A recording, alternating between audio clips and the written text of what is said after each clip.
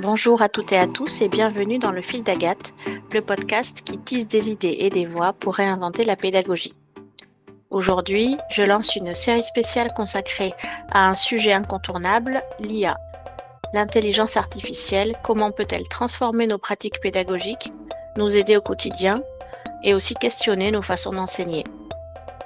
Pour en parler, j'ai le plaisir de recevoir Nelly Fournier, formatrice et enseignante engagée dans les domaines notamment du commerce et de l'anglais.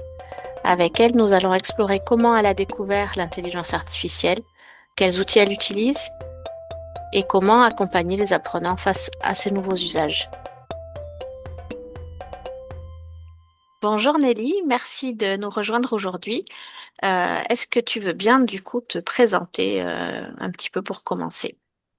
Bonjour Agathe et merci pour ton invitation. Moi, je m'appelle Nelly, j'ai un petit peu plus de 40 ans. J'ai un parcours, y- j'allais dire atypique, mais je pense qu'il n'y a plus de parcours vraiment typique, classique aujourd'hui à nos âges. Je suis formée en langues étrangères. J'ai un parcours où j'ai étudié l'allemand, l'anglais et l'espagnol.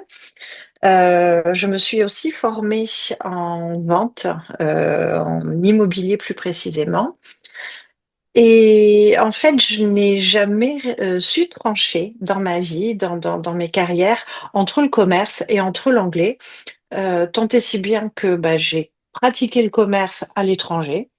J'ai pratiqué le commerce et l'enseignement de l'anglais en France et aujourd'hui, donc je suis formatrice à l'Insup depuis 2 ans et j'enseigne l'anglais dans différents domaines, que ce soit justement l'anglais dans le commerce, l'anglais dans le service à la personne, l'anglais pour des agents de sécurité, etc. Et je forme aussi des vendeurs, des managers d'unités marchandes, des négociateurs. Donc là, on est sur la vente itinérante.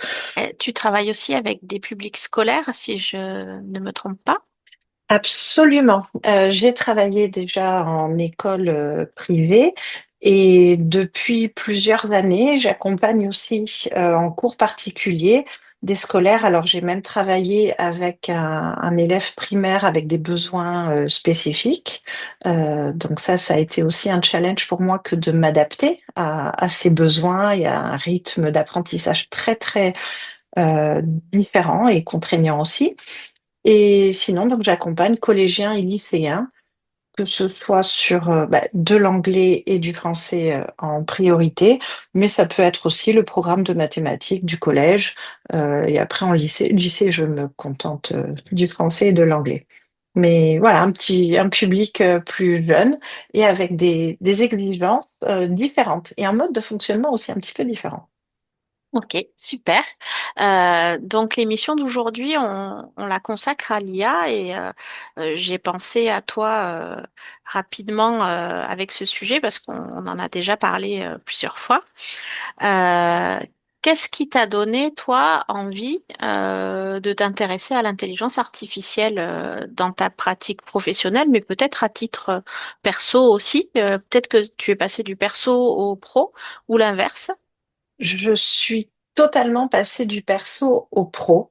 J'ai donc longtemps travaillé avec des adolescents et j'en ai une d'adolescente à la maison, elle a 15 ans. Et c'est elle en fait qui m'a quelque part initiée à l'intelligence artificielle. Alors, je regardais ça de loin. Je ne voyais pas trop quelle en était l'utilité.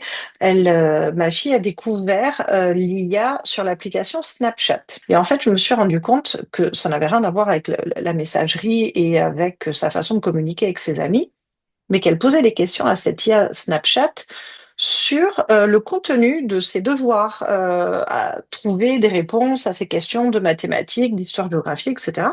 Donc j'ai trouvé ça à la fois culotté d'aller chercher, enfin, j'ai l'impression que c'était une anti-sèche, moi, pour moi, l'IA pour le coup, et quelque part assez limité. Je me suis dit, bon, attends, la qualité des réponses que ça va t'apporter, bon, Il y ok. avait une part de curiosité aussi, Ah, peut-être. mais totalement, mais bien sûr. Et qu'est-ce que ça pourrait m'apporter à moi? Très honnêtement, mes premières questions à ChatGPT, puisque c'est moi, C'est ce que l'IA j'allais que te j'ai demander, ouais. utilisé, voilà. Très honnêtement, je me suis tournée vers celle-ci parce que je n'en connaissais pas vraiment d'autres. Celle de Snapchat, voilà, comme je l'ai expliqué, ne m'intéressait pas. Je lui demandais par exemple quelle va être la météo demain, elle m'apporte une réponse. Mais au début, je me suis dit, bah, qu'est-ce qui est vraiment différent de Google pour le coup? Alors, qu'est-ce qui t'a bluffé, du coup, en premier? Eh bien, pendant les cours justement que je donnais de mathématiques, je me suis retrouvée un petit peu en difficulté. Être bloqué sur un sujet quand on est censé l'enseigner ou en tout cas accompagner quelqu'un, pour moi, c'était pas entendable. Il fallait que je trouve des explications. Donc, j'ai essayé de ChatGPT. Donc, j'ai eu toute la réponse, j'ai eu toutes les étapes mathématiques, mais là, pour moi, il s'est passé quelque chose de particulier, c'est que j'étais dans la frustration totale. Parce que le chat GPT de l'époque ne m'amenait pas de sens. Il m'amenait une réponse détaillée en termes de chiffres et de symboles, mais j'avais pas l'explication. Donc, encore une fois, j'étais pas séduite à 100%. Là, on se place il y a 1 an et demi ou 2 ans, c'est ça? C'est cela. Ouais. Donc, pour moi, l'IA, ok, mais. Voilà, c'était un oui, mais.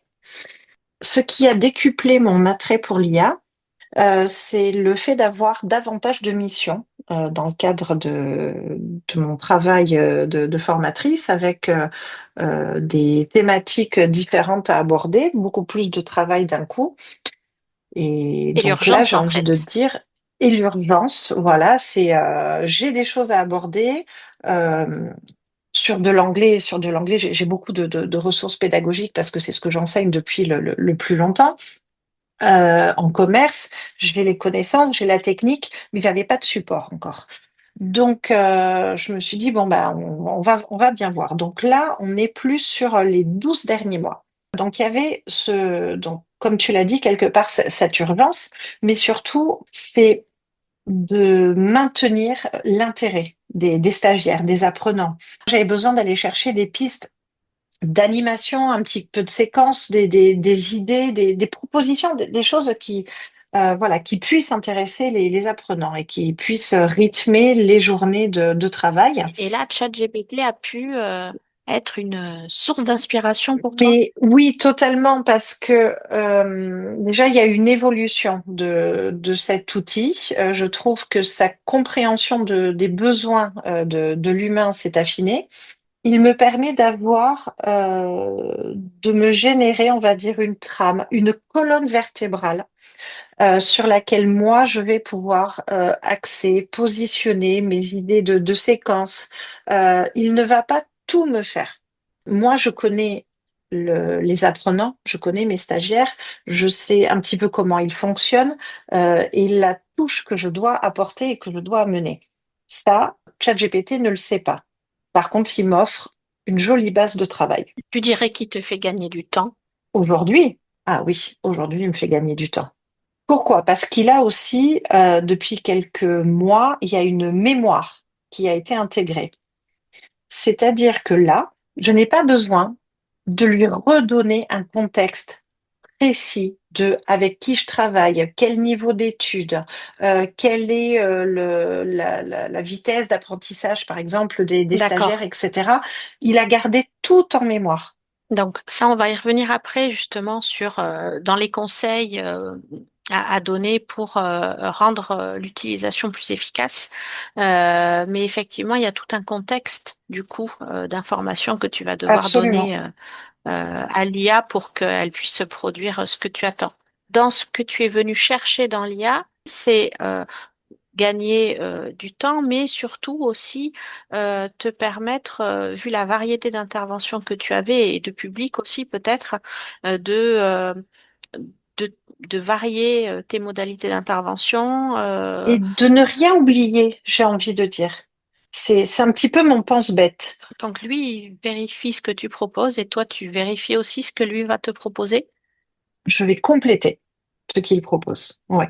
Ouais, je te demande ça parce que euh, on entend beaucoup et c'est statistiquement prouvé qu'il y a une marge d'erreur assez importante quand même dans ce que va pouvoir produire l'IA. Est-ce que tu vas vérifier systématiquement ce qui est proposé, voilà, puisque on sait que il va y avoir statistiquement un certain nombre d'erreurs dans la proposition. Oui et non, parce qu'en fait, je ne demande pas un contenu ultra détaillé. Parce que je trouverais malhonnête déjà de faire un copier-coller exact de ce qu'a proposé ChatGPT. Moi, je veux des grandes lignes, des trames. En fait, tu lui demandes pas du contenu, tu lui demandes de Ouais. l'organisation. C'est ça. De l'organisation, totalement. Et du coup, alors, bah, je voulais te demander un petit peu les outils que tu utilisais. On a entendu le chat GPT, hein, c'est ton Oui. principal outil. Tu utilises la version gratuite ou est-ce que tu as pris un abonnement?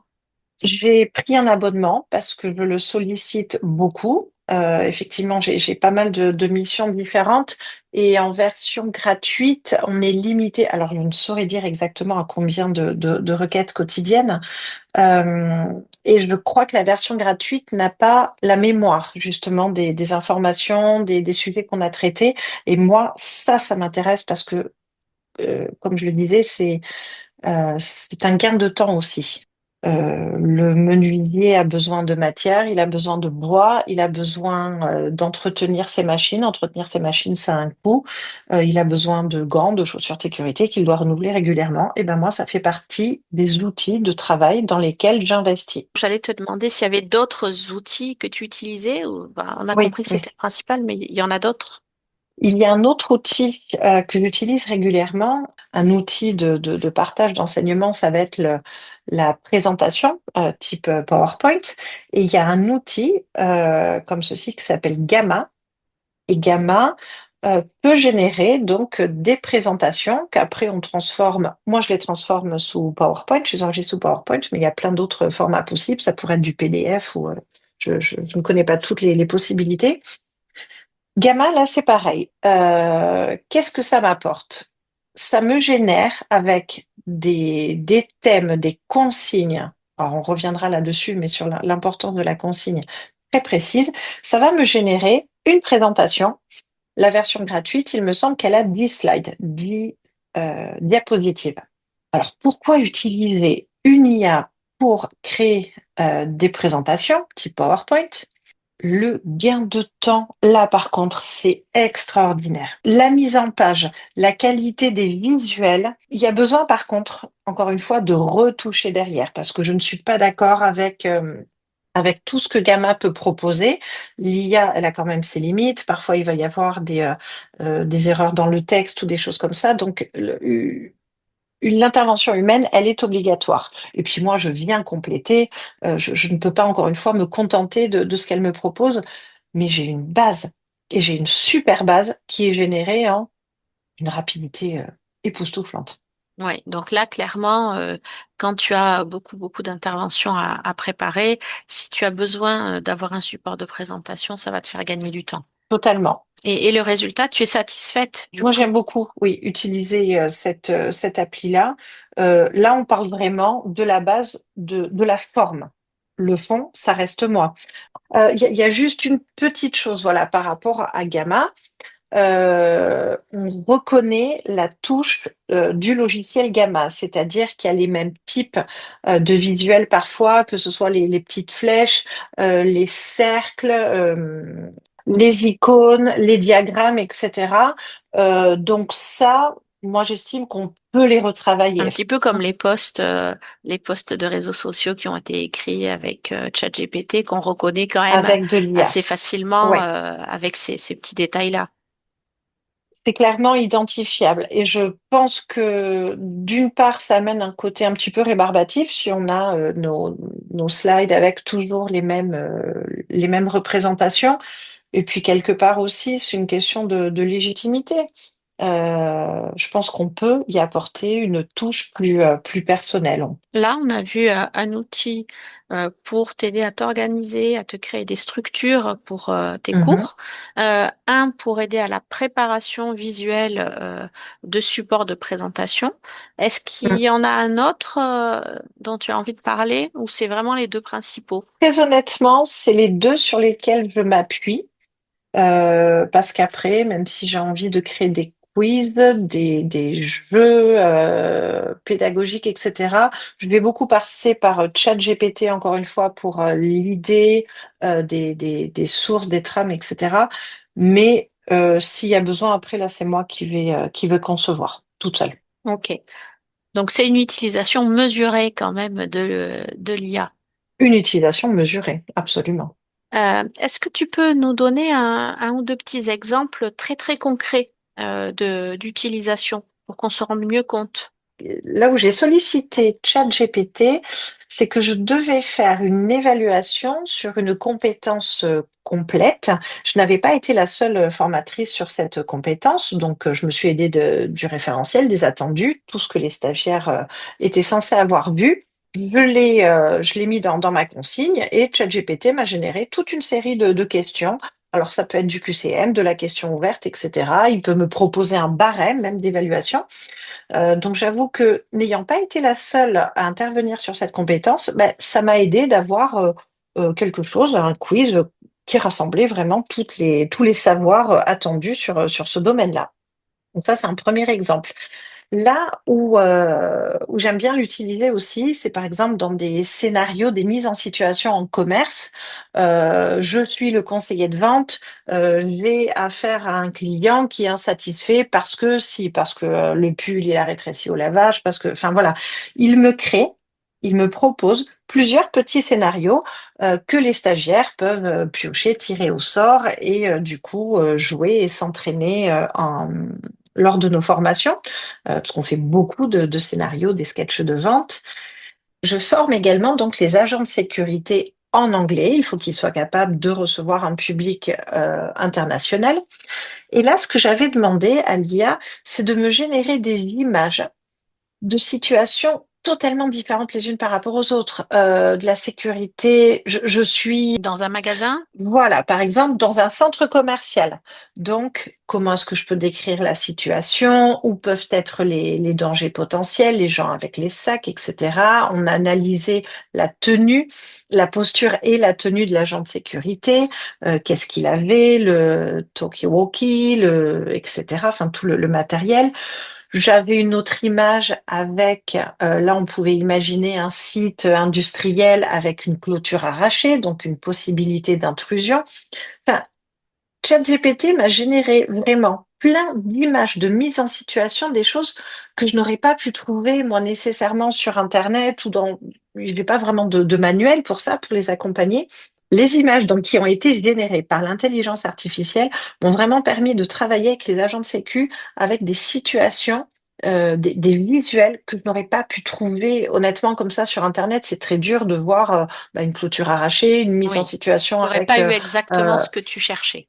un extincteur, etc. Mais là, comme c'est moi qui ai demandé précisément de faire apparaître sur l'image ça, ça, ça, ça, ça, donc elles étaient vraiment pertinentes pour les besoins de cette formation. Et eux ont vraiment aimé jouer avec ces visuels.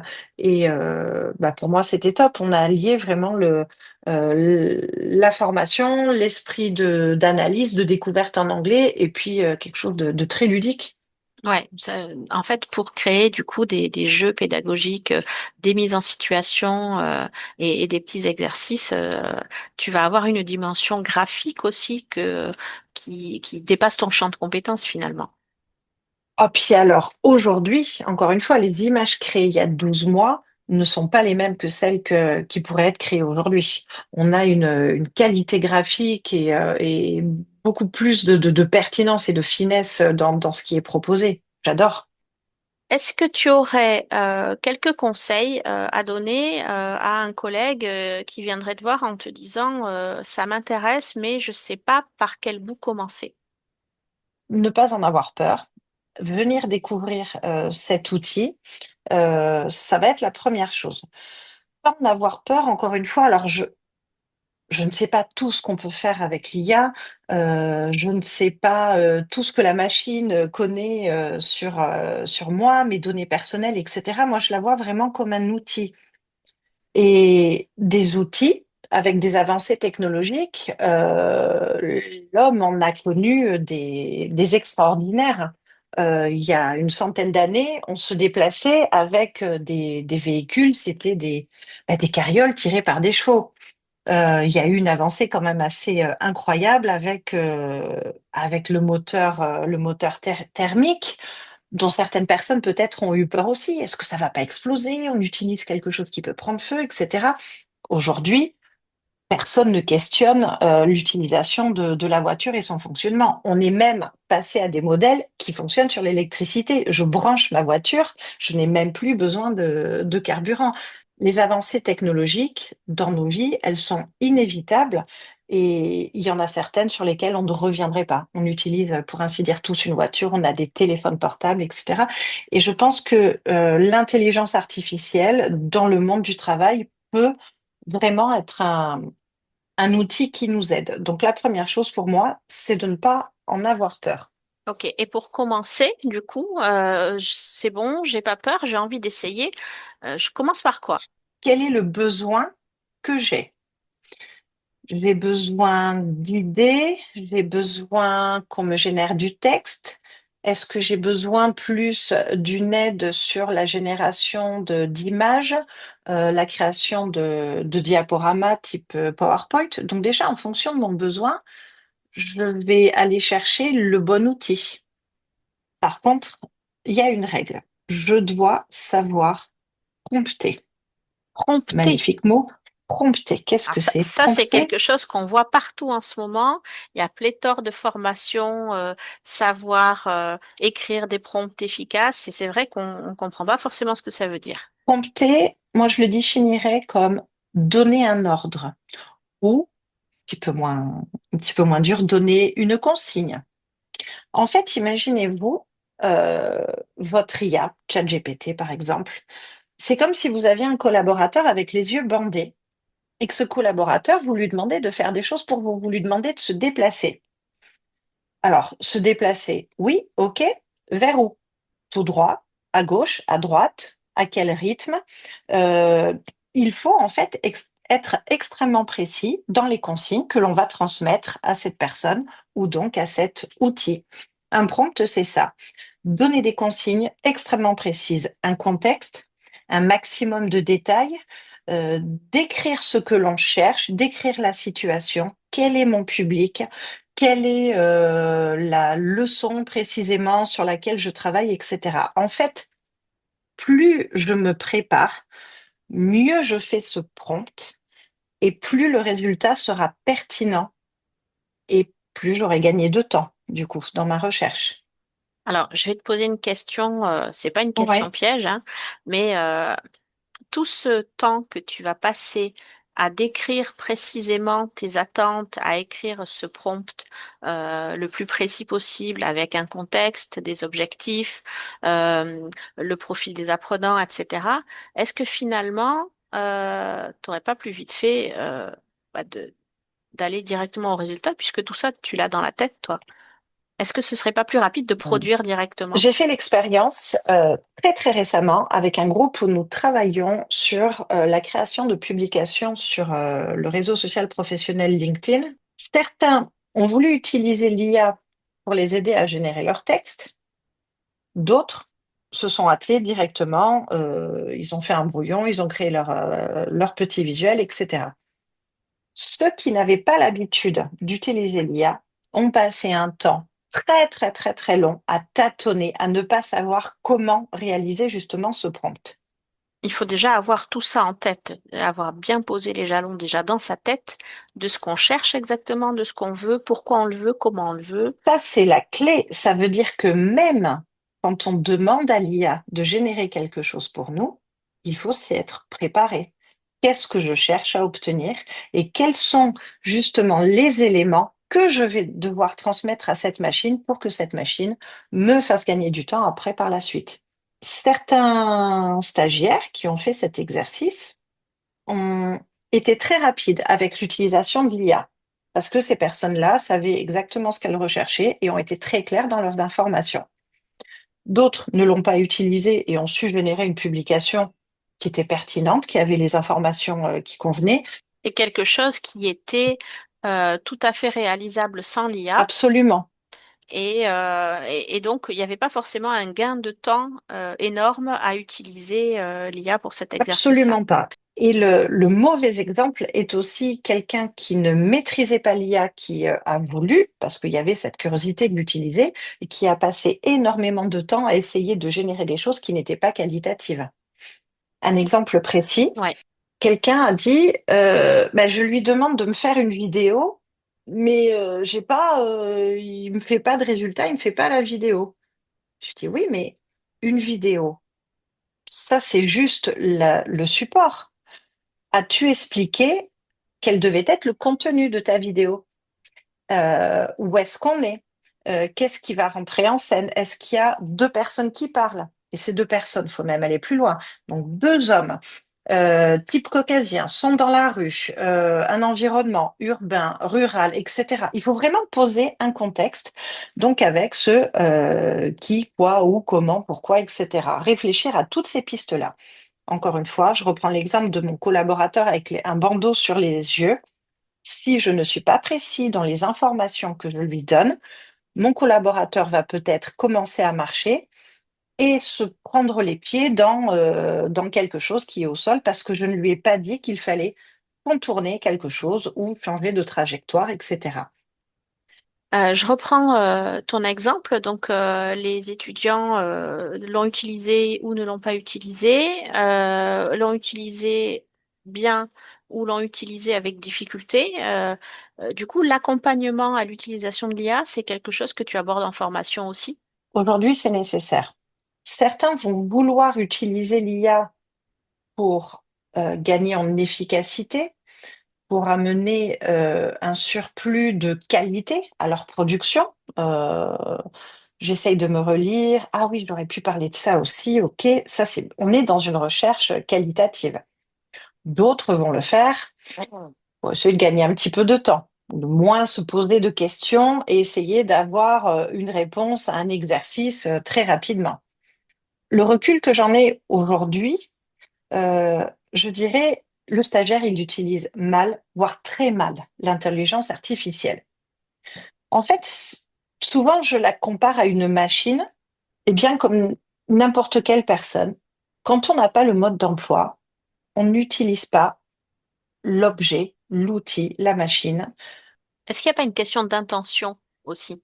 C'est-à-dire, le stagiaire, il va l'utiliser ou pas au mieux de ses capacités et avec l'intention, comme tu disais tout à l'heure, de performer, d'améliorer sa production ou au contraire que l'IA travaille à sa place.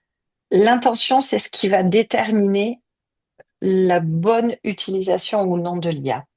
En fonction des exercices, en fonction de ce qui est attendu, si c'est juste, en gros, quelqu'un qui fait le travail à ma place, qu'as-tu compris? Qu'as-tu retenu? Seras-tu en capacité, dans le milieu professionnel, de refaire la même chose? En fait, il faut que l'apprenant soit capable de faire tout seul ce qu'il va demander à l'IA. Et totalement, C'est ça. totalement. Lorsque je travaillais donc dernièrement avec les stagiaires, on a bien vu que des outils numériques sont vraiment là pour simplifier nos tâches. Mais il y a quelque chose qui n'est en aucun cas pas remplacé aujourd'hui, la sensibilité et la capacité d'analyse de l'être humain. Une IA va peut-être me faire toute la liste de ce que je dois faire ou vérifier quand je monte dans une voiture. Où est-ce que je mets ma clé de contact? Comment je démarre la voiture? Quelle pédale correspond à quelle fonction? L'IA va me dire qu'il faut que je mette ma ceinture de sécurité. Est-ce que pour autant, ça va faire de moi un bon conducteur? Donc le risque pour les stagiaires d'utiliser l'IA de manière déraisonnée finalement, c'est aussi de ne plus savoir faire, de ne pas acquérir la compétence qui est recherchée en formation. Ne pas réfléchir de même, bah, c'est risqué lorsqu'on s'engage sur une formation, lorsqu'on veut apprendre des choses. J'ai lu une publication là justement récemment avec le témoignage d'une formatrice qui disait que dans les premiers jours de formation, un de ses apprenants lui avait dit que bah, son mémoire de fin de formation était déjà prêt parce que il avait déjà demandé, À une je sais IA. pas si c'était Hmm. ChatGPT ou une autre IA, voilà, de lui travailler ça et que de toute façon pour lui c'était très clair, il faisait cette formation mais il avait déjà tout qui était prêt pour son diplôme à la fin. Si je parle d'un des dossiers, donc le dossier professionnel, il doit relater les expériences de l'apprenant sur le terrain. Ce n'est pas un cours, ce n'est pas de la théorie. C'est qu'est-ce que moi, concrètement, j'ai fait dans l'entreprise, à quelle heure, avec quels outils, avec l'aide de quelle personne, quel a été mon ressenti, j'ai utilisé, enfin j'ai travaillé comme ci, comme ça, et je ne vois pas en quoi une IA aujourd'hui peut remplacer votre expérience perso. C'est voilà, toute Oui. cette analyse de qu'est-ce que moi j'ai fait sur le terrain, je ne vois pas aujourd'hui comment une IA peut vous remplacer. Par contre, en tant que futurs professionnels, ils vont être amenés à utiliser Hein. l'IA peut-être Comme professionnellement. moi, comme moi aujourd'hui, je l'utilise en partie donc pour préparer mes cours. Donc l'idée, ça va être quoi? Ben, c'est qu'il va falloir que le formateur se forme aux outils d'intelligence artificielle pour pouvoir expliquer aux apprenants les bénéfices, les contraintes, les risques éventuellement de l'usage de l'IA. Et l'idée, ça va être de les accompagner. Après tout, c'est déjà notre rôle d'accompagner une personne dans un domaine technique, pratique, etc., pour le préparer à sa vie professionnelle. Moi, je pense qu'il y a besoin d'un accompagnement de la même manière par rapport à l'IA. Est-ce que tu vas te former, puisque là pour l'instant tu es autodidacte, Ouais. hein, tu as appris par toi-même, tu as tâtonné, tu continues d'apprendre d'ailleurs. Est-ce que c'est quelque chose que tu envisages toi de te former à l'IA pour élargir tes connaissances et tes compétences et mieux accompagner peut-être encore les apprenants? Oui, premièrement déjà pour mon confort à moi et l'intérêt que je porte à cet outil. Et professionnellement, bah, j'ai la chance très prochainement de recevoir 2 journées de formation justement à l'IA. Donc, si mon entreprise, mon employeur m'offre cette formation, c'est que eux aussi ont bien compris les enjeux et l'intérêt qu'on peut avoir à utiliser ce type d'outil. Est-ce que, une dernière petite question, l'IA, toi, c'est quelque chose qui t'effraie aussi, d'un autre côté, dans l'avenir du métier de formateur ou d'enseignant, ou pas du tout? Est-ce que j'ai peur d'être remplacée par la machine? C'est ça. Aujourd'hui, je n'ai pas cette crainte. Alors, peut-être que dans 10 ans, je regretterai d'avoir eu ces mots.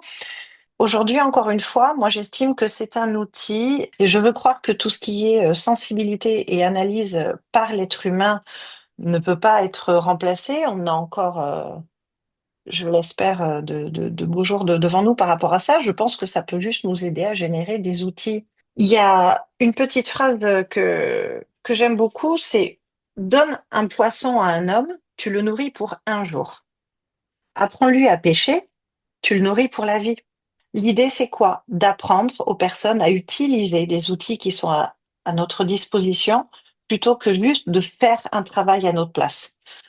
Continuons à utiliser notre intelligence humaine avant de se reposer uniquement sur l'intelligence artificielle. Et je pense que la combinaison de ces deux facteurs peut nous amener à quelque chose d'assez pertinent et intéressant. Merci Nelly pour ton expérience et ton point de vue sur le sujet. Encore une fois, l'idée c'était ni de convaincre nos auditeurs que l'IA c'est bien et qu'il faut l'utiliser, ni au contraire de dire attention, danger.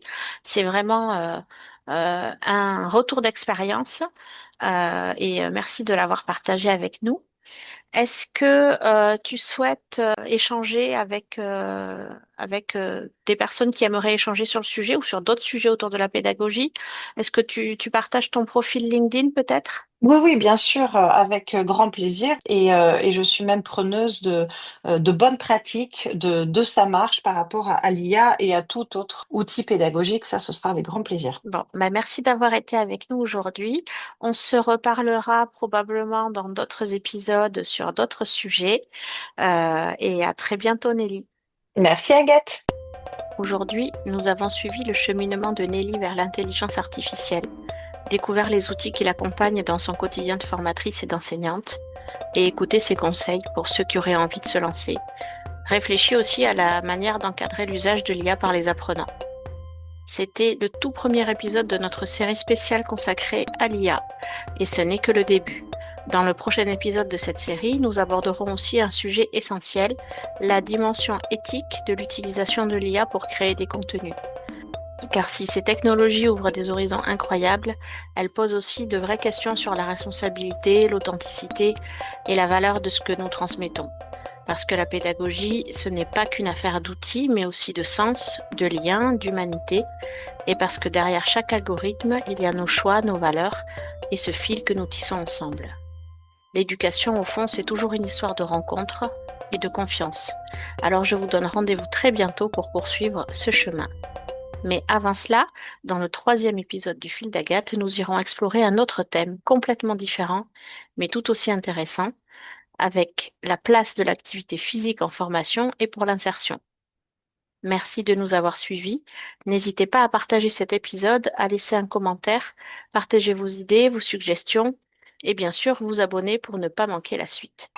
La campagne de financement participatif est aussi toujours en ligne. Vous pouvez soutenir le projet sur le lien Ulule qui se trouve tout en bas en description de l'épisode, sur votre plateforme d'écoute et sur les réseaux. À très vite dans le fil d'Agathe.